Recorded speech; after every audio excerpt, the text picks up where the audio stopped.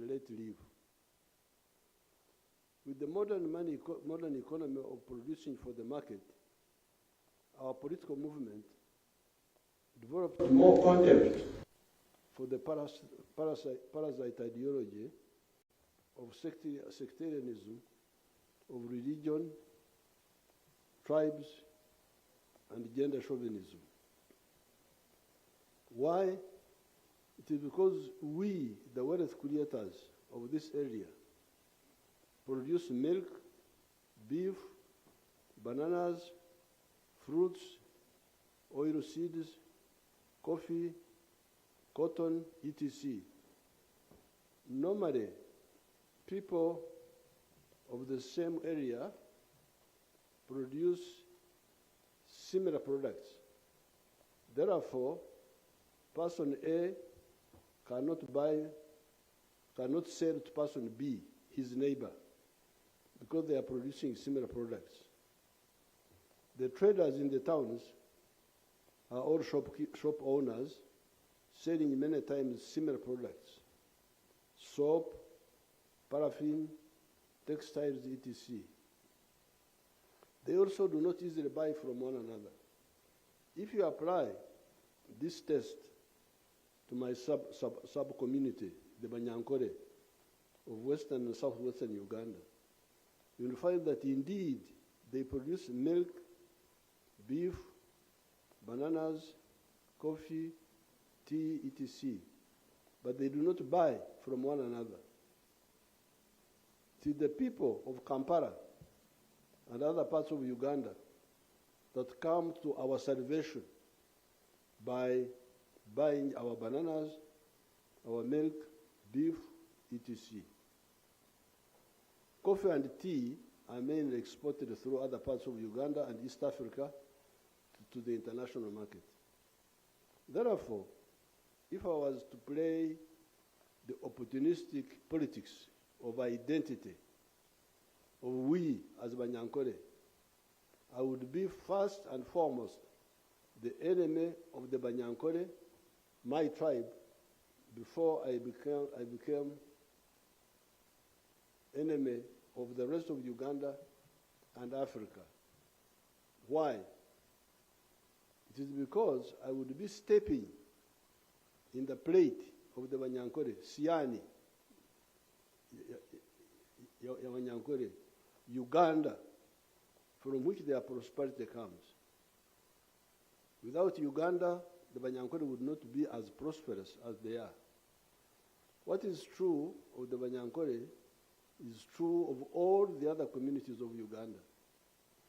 Their respective prosperity is supported mainly by the purchasing power of the whole of Uganda.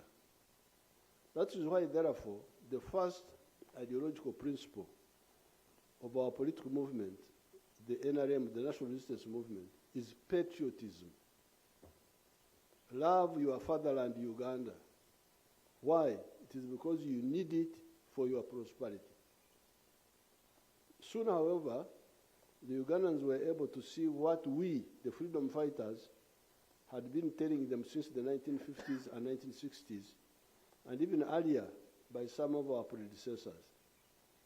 This was that when Ugandans wake up and start to fully utilize their potential in the commercial agriculture, in the manufacturing, services and ICT, with the Chibaro, assessing the profitability and benefit, even the internal market of Uganda will not be enough. You need the East African and African market.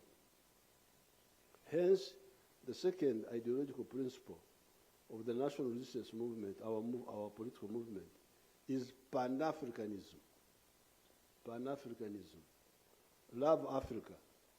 Love East Africa. Why? It is because you need them for your prosperity. Now, I would like Your Excellencies to take a very short time of yours to show you what I'm telling you about. Because our tribes here were like the tribes of other African countries. We are nomadic.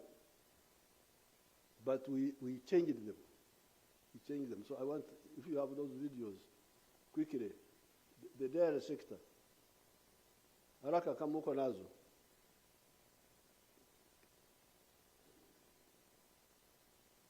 Where the tribes, instead of being cattle raiders, they have become dairy farmers.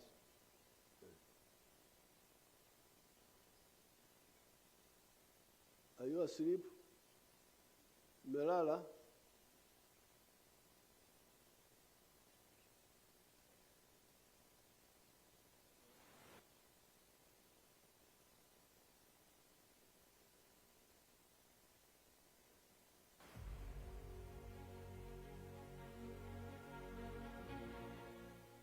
Amazina ninge George Matongo owangoma mugoma buntu hano gwataka shozi nandi kutaha umurimo gwanje ndi muri isa nteze mujya kureba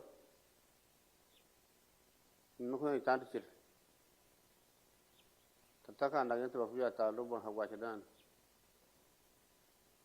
meirisa zakanya nagura amataka nyose nazo zankorera ibintu zashubikiza abana bihereze natuzuru kabanza umunyankore show the factories of milk.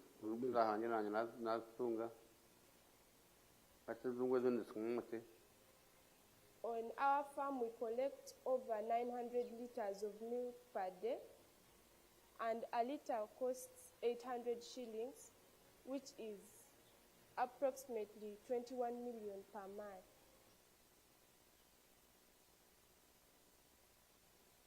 Viwanda, amakorero,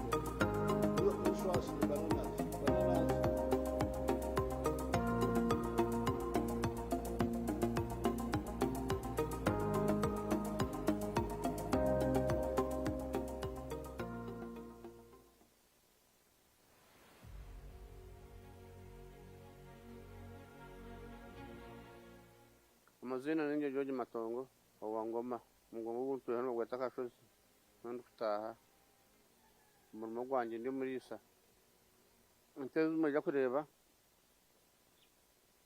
nuko itandikira tatakanda ngente. This is where our model plantation is. Plantation, which you've heard, we've already gone beyond 50 tons of yield per hectare per year. Matoke is very important part is water, but especially in the dry season. So here we are using irrigation, drip irrigation, as you can really see, using water, especially in the dry season. Drip irrigation, the advantage with it is that it sends water where it is required. PBD does not depend on national water. We make our own water, which we pump every day. 90% of the water is used for irrigation, and the other 10% is processed for use in pilot plant and estate residential areas. This farm, as per NEMA allows us to use a third of the water flow.